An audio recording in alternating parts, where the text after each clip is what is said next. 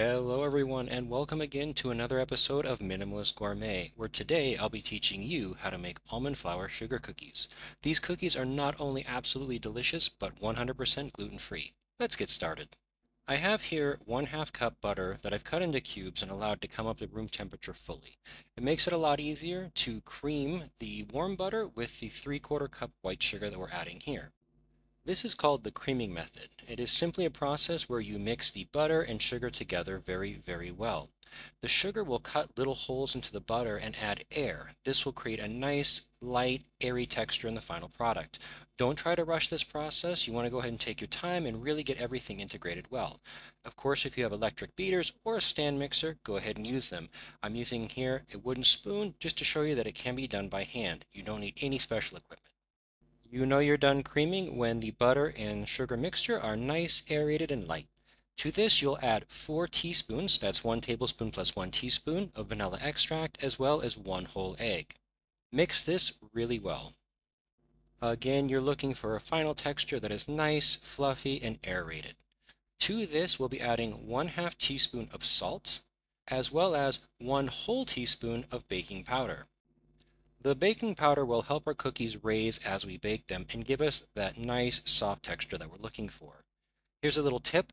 If you're mixing here and your bowl's moving around, place a slightly dampened cloth underneath and that will help stabilize the mixing bowl. Give everything a nice thorough mix because you want to make sure everything's integrated before adding our final ingredient, which is 4 cups of almond flour.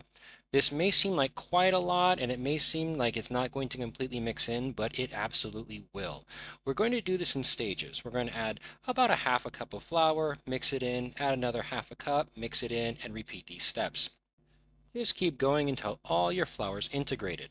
When you do, you're going to be left with this. It is a wet batter and it may seem like it's a little bit too wet to go on, but this is exactly what you're looking for.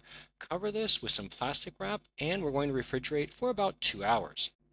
This time in the fridge will allow the almond flour a bit of time to actually hydrate and absorb all the liquid from the dough. After our time in the fridge, we can see here the dough is set up nicely. It's not nearly as wet or sticky as before, and exactly what we're looking for to move on. Next up, we need to portion out some cookies. I like to just go ahead and grab a nice little spoonful and then roll it between my hands to form a ball. It doesn't matter if you like bigger cookies or smaller cookies. What is important here is that you pick a size and stick to it. Okay, they need to be all the same size so that they finish at the same time. Place your dough balls onto a grease-lined baking sheet or a nonstick cooking pan. I like to flatten mine out so they're about 3/8 of an inch thick. This helps them cook and they all come out nice and even in the end.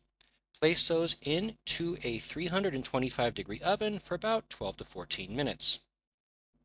After cooking, let's go ahead and take a look. These are the signs that you want to look for to check that they're done. The first is that it will be brown around the edges as well as a little crisp. The top should just rebound nicely but be soft. That tells you that they're finished. Once the cookies are pulled out of the oven, they really need to come out of the pan so they don't continue cooking. Normally you would transfer these to a wire cooling rack, but as a minimalist I don't have that. However, what I do have is an extra refrigerator shelf that I pulled out and placed it over my sink. It actually worked out really well. Again, with a little creativity, I hope that everyone can make these recipes as well at home. Nothing should hold you back. Now, it's just my wife and I in the house, and this is an entire batch of cookies, which, although we could, we shouldn't be eating all at once. So what to do with the rest? Well, I gotta say, these freeze up amazingly. If you want to freeze up the rest of the batch of cookies, all you have to do is portion them out exactly as you did before onto a freezer-safe tray. Allow them to freeze completely and then transfer to a Ziploc bag. They'll keep for a couple of months. One great thing about this is you can make one batch of cookies and have fresh baked cookies whenever you want. If you want to make another batch, all you have to do is simply go ahead and pull out as many cookie dough balls as you'd like to prepare and allow them to come up to room temperature. Once they've completely come up to room temperature, you're going to do just as before and flatten them out to about 3/8 of an inch thickness. This again will help them bake nice and even. Put them in the oven just as you did before at the same time and the same temperature. These cookies have a fantastic texture with the almond flour and are absolutely delectable by themselves. However, if you would like, you could add some cream cheese frosting. As a matter of fact, I have a recipe that I'll link here on the end card as well as in the description for how to make my version of cream cheese frosting at home with no special tools or ingredients. And it is just that easy to make this delicious cookie at home tonight. Thank you so much for watching, and I hope to see you again real soon.